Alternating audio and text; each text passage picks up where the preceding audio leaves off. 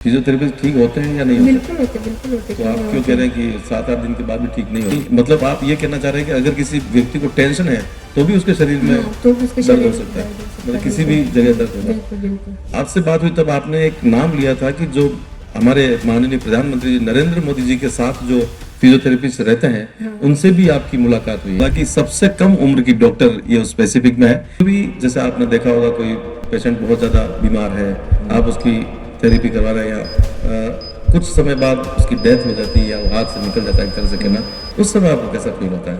कि पेशेंट को late result मिल रहा है तो वह पेशेंट कभी कभी आर्थिक मजबूती उसकी टूट जाती है, यानी उसको बहुत ज्यादा खर्चा महसूस होता है। तो आप इस पे क्या कहना चाहेंगे? साबला से कोटा कैसे गए आप? स्कूल के टीचर्स जब सर्वे के लिए घर पे गए तो उन्होंने आके बताया कि क्या बातें कर रही थी, तू तो कोटा जा रही है, तूने बताया नहीं। मैंने बोला है मुझे ही नहीं पता, मैं तो कोटा जा रही हूँ। तो वो बोले कि आपके पापा ने बताया। मैंने बोला मैं मान ही नहीं सकती। फिर जब मैं घर गई तो मेरे डैडी ने बोला कि हाँ मैं ऐसा सोच रहा हूँ कि तुझे कोटा रखूंगा। तो मेरे लिए बहुत शॉकिंग था। ऐसा कोई वाकया जो आपको लगता है वो कि ये मेरा गोल्डन चांस था और मैंने इसको खोया है?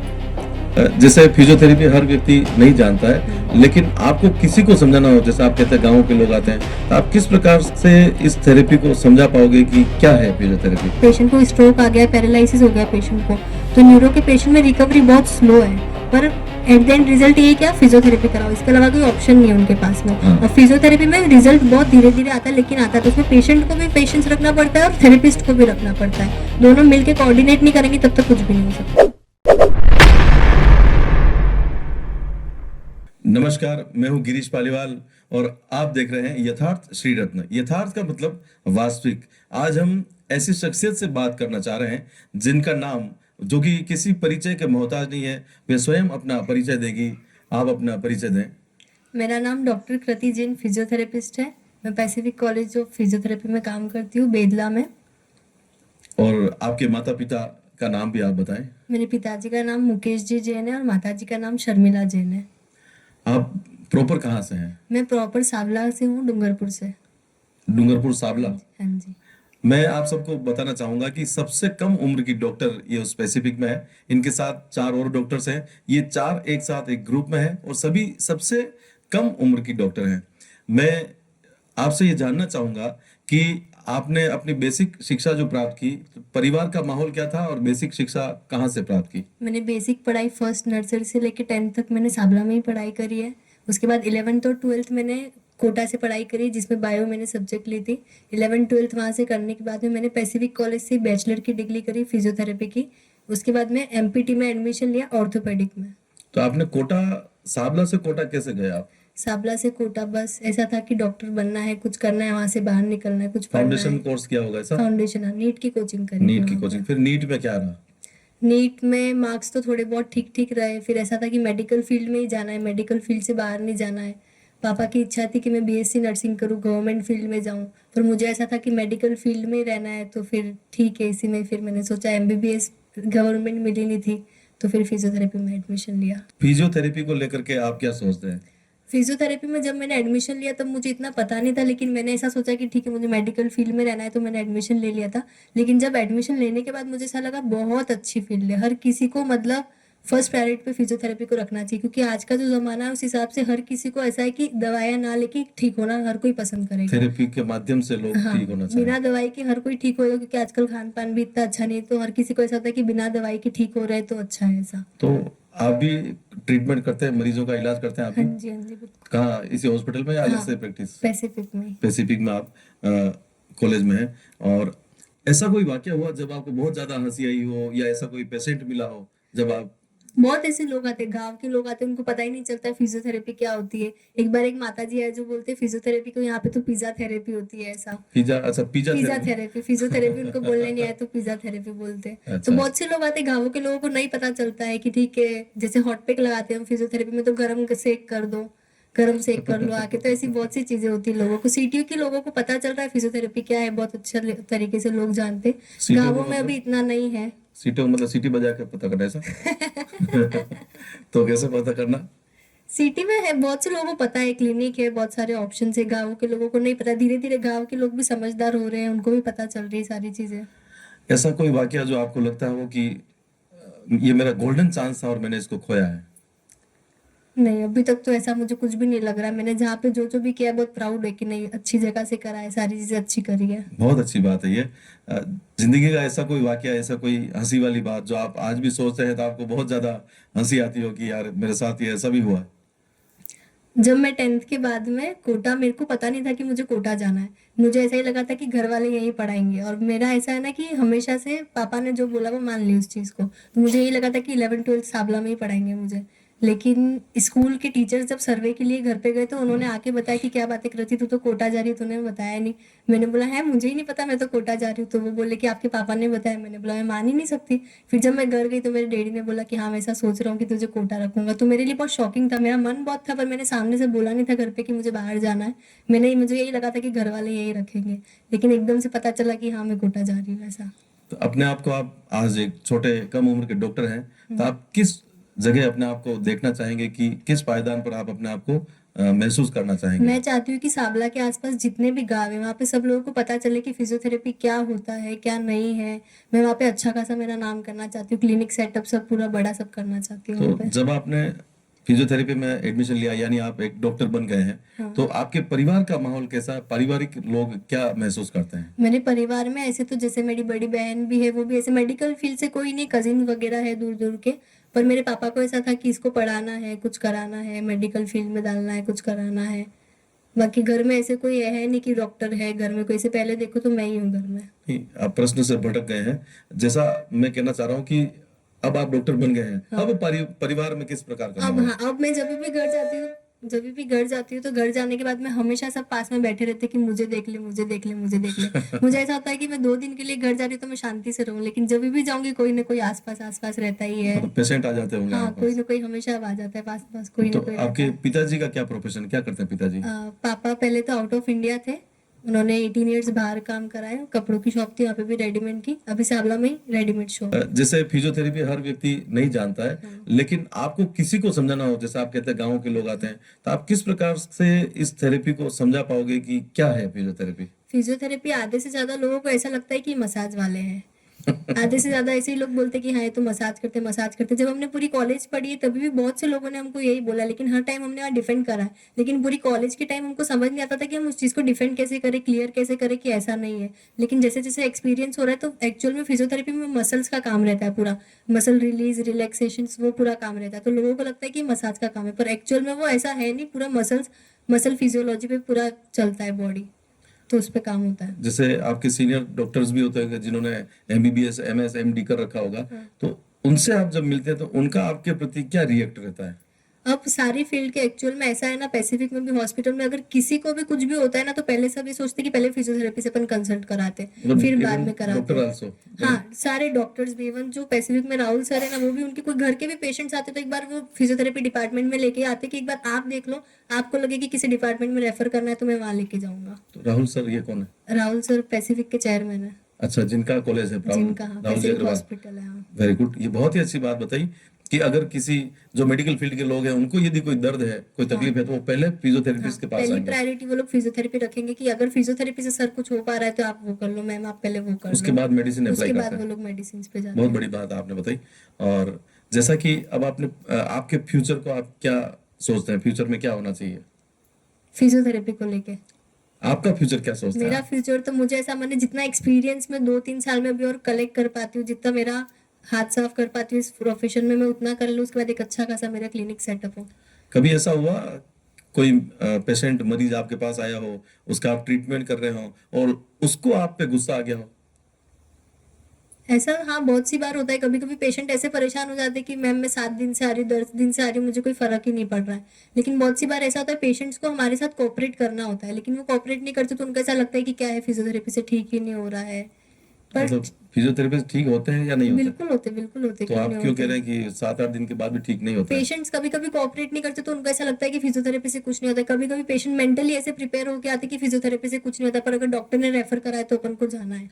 मतलब आप ये कहना चाहते हैं कि फिजियोथेरेपी के साथ साथ साइकोलॉजी इफेक्ट हाँ, करती है। साइकोलॉजी बहुत बड़ा मैटर रोल करती है इसमें। तो मतलब थेरेपी के साथ आप साइकोलॉजी पढ़ते होंगे शायद फिर तो। हाँ, हम लोग बॉडी एक्चुअली 3 बेसिस पे चलती है, फिजिकल चलती है, इमोशनल चलती है और न्यूट्रिशनल चलती है। बॉडी में फिजिकली कुछ चेंजेस आएंगे तो भी पेन आ सकता है, इमोशनली कुछ चेंजेस आएंगे तो भी पेन आएगा और अगर न्यूट्रिशनली कुछ ऊपर नीचे होगा तो भी चेंजेस आ सकते हैं बॉडी यानी में। मतलब आप ये कहना चाह रहे हैं कि अगर किसी व्यक्ति को टेंशन है तो भी उसके शरीर में हाँ, तो भी उसके दर्द शरीर हो में सकता है, दर्द हो सकता मतलब है, किसी भी बिल्कुल। जगह दर्द होगा। बिल्कुल, बिल्कुल। ये तो बहुत बड़ी बात कही। जैसा कभी होता है कोई लोग टेंशन में होता है, कोई इमोशनली हाँ, डिप्रेशन में इमोशनली होता है। डिसबैलेंस होने की वजह से भी बहुत पेन आ सकता है बॉडी में। तो जैसे कभी कभी नोटिस किया हमने, कुछ अच्छे भले जो चल रहे होते हैं लोग, उनको लकवा हो जाता है। हाँ, तो इसका कोई आप बता सकते हैं किस कारण से होता है ये?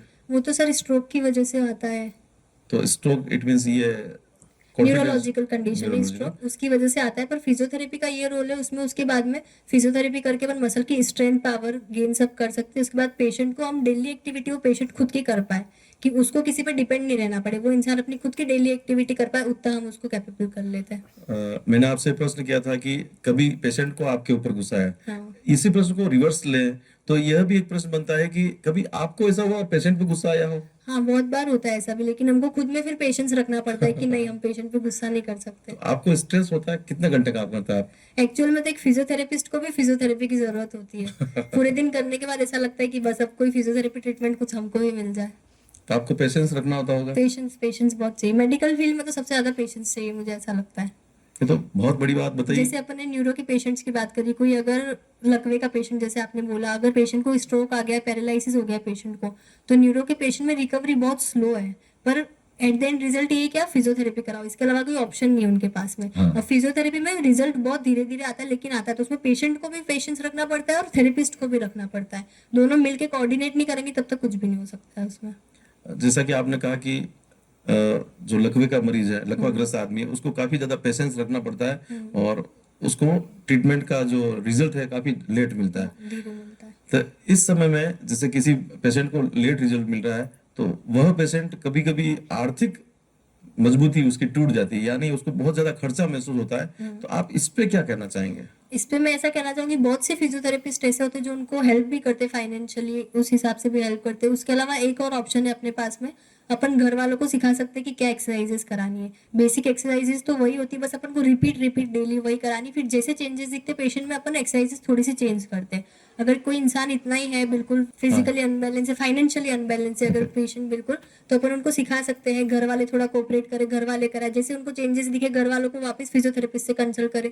जो चेंजेस होंगे वापस फिजियोथेरेपिस्ट उनको बताएंगे कि अब ये एक्सरसाइज चेंज करनी है, ऐसे कोऑपरेट कर सकते हैं साथ में। बहुत बढ़िया बात आपने बताई। जैसा कि मैंने आपसे बातचीत हुई, पहले भी अपन मिले हैं, तो आपसे बात हुई तब आपने एक नाम लिया था कि जो हमारे माननीय प्रधानमंत्री जी नरेंद्र मोदी जी के साथ जो फिजियोथेरेपिस्ट रहते हैं उनसे भी आपकी मुलाकात हुई है। हाँ जी सर, वो डॉक्टर अन्ना मलाई सर है जो अहमदाबाद में रहते हैं।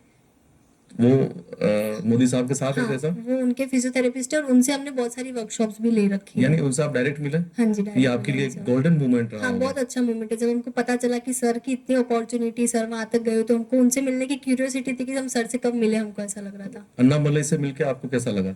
बहुत अच्छा लगा सर से मिलके, बहुत सारी चीजें सीखने मिली, बहुत नई चीजें सिखाई सर ने हमको। नाम से ही क्लियर होता है अन्नामलई, तो वो अच्छे आदमी होंगे।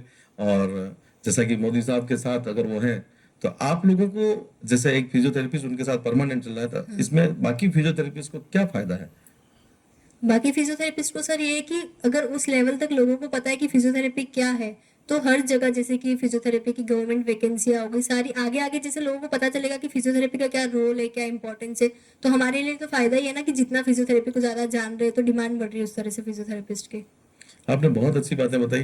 और मैं आपको एक और अच्छी बात बताती हूँ, जी। फिजियोथेरेपी में लोगों को पता नहीं है कि मास्टर्स में क्या क्या फील्ड होती है। सर लोगों को यही पता है कि बैचलर्स ऑफ फिजियोथेरेपी होता है, लेकिन उससे भी बहुत ज्यादा ये है कि मास्टर्स ऑफ फिजियोथेरेपी में बहुत सारी फील्ड होती है। जैसे ऑर्थोपेडिक होती है, न्यूरोलॉजी होती है, गायनेकोलॉजिस्ट होती है, पीडिया होती है, स्पोर्ट्स होती है, तो ऐसे बहुत सारी फील्ड होती है। यानी जितने फील्ड एमबीबीएस में होते हैं, हाँ, एमबीएस इसमें एमडी और एमएस में होते हैं, हाँ। उतने ही फील्ड इसमें भी होता है। हाँ, गायनी में होता है पोस्ट प्रेगनेंसी और प्री प्रेगनेंसी, वो सारी चीजें होती है। पीडिया में होती है, बहुत से बच्चे होते हैं जो बचपन से चल नहीं पाते हैं, हाथ पैर बिल्कुल कमजोर होते हैं, उनकी पूरी फिजियोथेरेपी होती है। स्पोर्ट्स में होता है, जितने भी प्लेयर्स होते हैं, अगर आप ऐसे देखो तो फिजियोथेरेपिस्ट के साइन के बिना अगर स्पोर्ट्स की सारी चीजें कंटिन्यू नहीं हो सकती है, तो वहाँ पे भी बहुत बड़ा रोल है फिजियोथेरेपिस्ट का मतलब स्पोर्ट्स आप में एक भी। सर्टिफाइड डॉक्टर हो गए, आप सर्टिफाइड करेंगे तो ही कोई भी स्पोर्ट्समैन आगे हाँ, बढ़ सकता है। बिल्कुल बिल्कुल, नहीं हर तो जगह साथ में फिजियोथेरेपिस्ट चाहिए ही सही, बिना उसके आप काम नहीं कर तो सकते। आपको बहुत सुकून मिलता होगा फिजियोथेरेपिस्ट बन हाँ, के। बहुत प्यारी फील्ड है, बहुत और अच्छी फील्ड है। मैंने ये भी सुना है कि फिजियोथेरेपिस्ट सबसे आसान जॉब है।